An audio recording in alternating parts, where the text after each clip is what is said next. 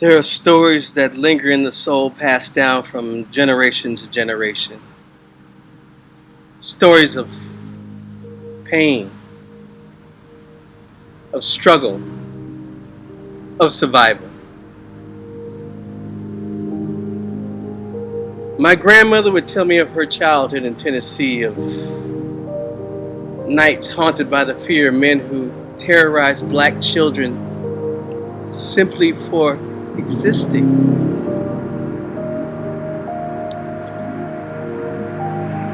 They didn't wear masks, they did not hide in the shadows, they walked the streets in broad daylight, carrying power, carrying hate. They were domestic terrorists. Last month, I looked into the eyes of a mother whose face was streaked with tears, her voice was trembling, and she told me how her son was snatched up in the raids of downtown Los Angeles a few months ago. She doesn't know where he is. She doesn't know if he's safe, and I thought to myself, what an agony it must be to not know where the child from your own flesh and blood has been taken. And those who took him,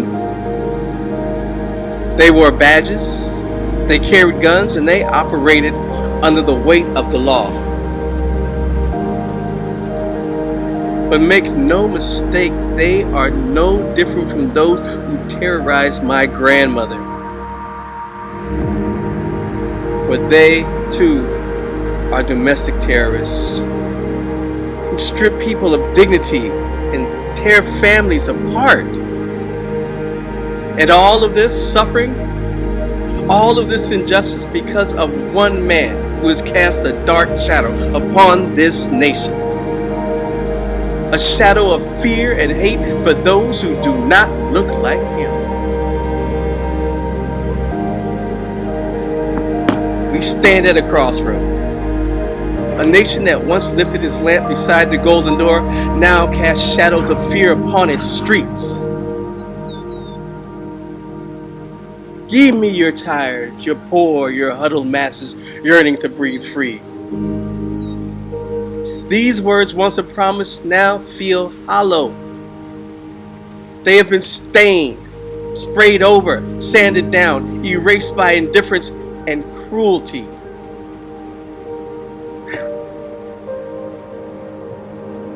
America, you once called yourself a beacon of light atop of the hill, a land of opportunity, a refuge where dreams could fly free. But what is America today? Not a dream, but a nightmare for those who only wish to feed their families, to protect their children, to live, to work, to be free.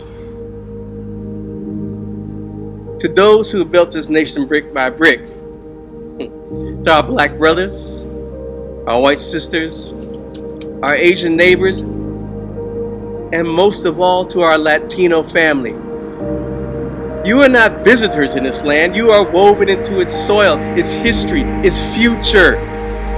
You belong, and no policy, no raid, no fear-mongering can erase your place here.